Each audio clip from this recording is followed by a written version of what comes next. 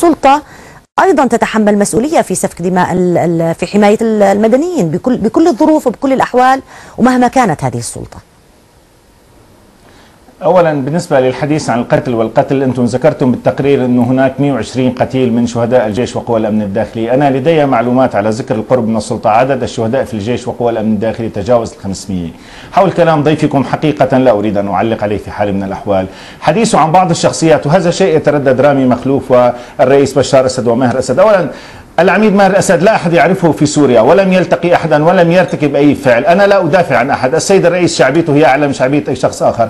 رامي مخلوف الذي يتهمه الأخ بالسرقة وبغيره، رامي مخلوف جمع كل ما يملك من أموال هو و70 شخصية سورية دمشقية من رجال الأعمال، وجاءوا بأموالهم ووضعوها تحت تصرف الميزانية العامة للدولة والحكومة والشعب في سوريا. أنا لم أكن أريد أن أقول هذه المعلومة كي لا يقال أني أطبل وأزمر لرامي أو لآل مخلوف، ولكن هذه هي حقيقة ساطعة. السؤال حقيقة لابد هناك من إجراءات تقوم بها الدولة. نعم، إطلاق سراح كافة الموقوفين والمعتقلين الذين لم يقوموا بتخريب ممتلكات عامة، الذين لم يقوموا بأعمال القتل، إطلاق سراح كافة المعتقلين السياسيين، هذا أمر ضروري، وأنا لا أراه شرطا، أراه هو أمر ضروري لبدء الحوار. الدولة لها القدرة على أن تلم شمل الجميع، وهذه هي وظيفة الدولة الأساسية. المعارضة دائما نحن ننظر إليها على أنها جزء من النظام، وأنا أقول إذا لم تكن المعارضة موجودة على النظام أن يفتش عنها، أن يقويها وأن يمنحها الشرعية. المعارضة في الولايات المتحدة الأمريكية جزء من النظام السياسي، في الغرب المعارضة هي جزء من النظام السياسي. هناك فرق كبير بين معارض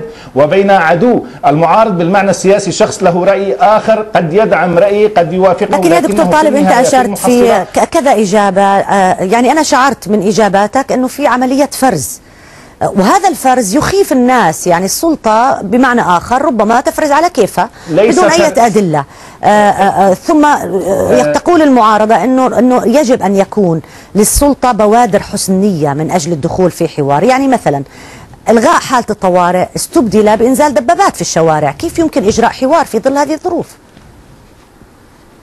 لم تنزل الدبابات للشوارع لصيد العصافير، نزلت الدبابات ولم تنزل الدبابات لتطبيق حل أمني، نزلت الدبابات لضبط أمني. في بعض المناطق غاب عنها الأمن وقوى الجيش والشرطة بفضل عصابات إجرامية مسلحة عالية التدريب وتمتلك أسلحة نوعية، ولا يمكن لأي جهاز أمن في العالم إلغاء قانون الطوارئ. لا اسمحي لي، هذه أنا معك لكن فقط علشان يكون حوار. تفضل. إلغاء قانون الطوارئ، تشعر الناس إذا ما أخذت الدولة قرارا بإلغاء قانون الطوارئ أنهم سيصبحوا أكثر أمنا.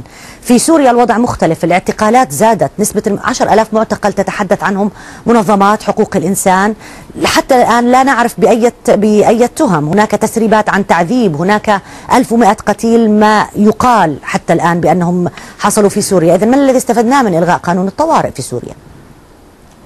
لم يلغى قانون الطوارئ، رفعت حالة الطوارئ، وبعد رفع حالة الطوارئ بيوم أو يومين شهدنا مقتل وجرح عشرات من رجال الأمن والجيش والشرطة والمواطنين على أيدي عصابات إجرامية. تم تفعيل العنف وتصعيد العنف من قبل بعض القوى في المعارضة إلى حد كبير جدا. أنا أذكر أحد المعارضين في سوريا المحترمين قال إن هناك أطرافا داخل المعارضة تريد ضرب العملية الإصلاحية. بعض رموز المعارضة في الخارج قاطعوا مؤتمر أنطاليا وقالوا، لم يكن كلامي أنا إذا تريد أن تحسبيني على السلطة، قالوا أن هناك أطراف في المعارضة مرتبطة بأجندات خارجية ومرتبطة بأجهزة خارجية.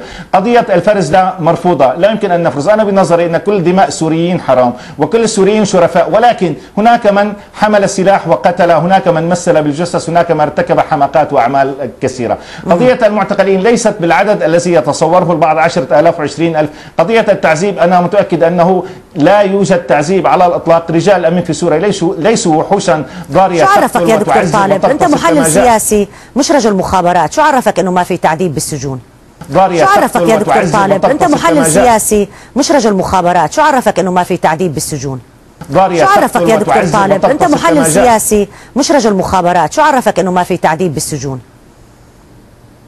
نعم لا يوجد تعذيب في السجون لأن هناك أوامر صريحة، وأنا لست رجل مخابرات. وأنت اسمحي لي أنت من أيام قلتي إنه كل المحللين بالشام بيطلعوا عليك وكأنه ضباط مخابرات. معليش، إذا نحن بنقبل إنه نكون ضباط مخابرات، ولكن أحيانا نشعر في حوارنا مع بعض وسائل الإعلام أننا أيضا نحاور أجهزة مخابرات أخرى. أنا أقول لك من معلوماتي، أنا داخل هذه البلاد، داخل دمشق، داخل سوريا، قابلت العديد المئات من المعتقلين الذين أفرج عنهم بعد ساعات قليلة. لم يتم التعذيب، لم يتم الضرب، في هذا الإطار عليهم. يعني هناك مجرمون، هل نقابلهم بالورد والياسمين يعني والله نرشدهم بأرفاهم؟ أنا معك والله المجرم لازم يتعذب. دكتور طالب، في الحقيقة يعني هذا الجدل كان يجب أن ينتهي منذ شهرين، أنه مين الصح ومين الغلط. الصليب الأحمر ما عارف يدخل للمعتقلات يشوف المعتقلين، منظمات حقوق الإنسان مرفوض دخولها، وسائل الإعلام مرفوض دخولها، ثم نكذب بأي خبر نقوله أو أي معلومة نقولها ونقال فبركة.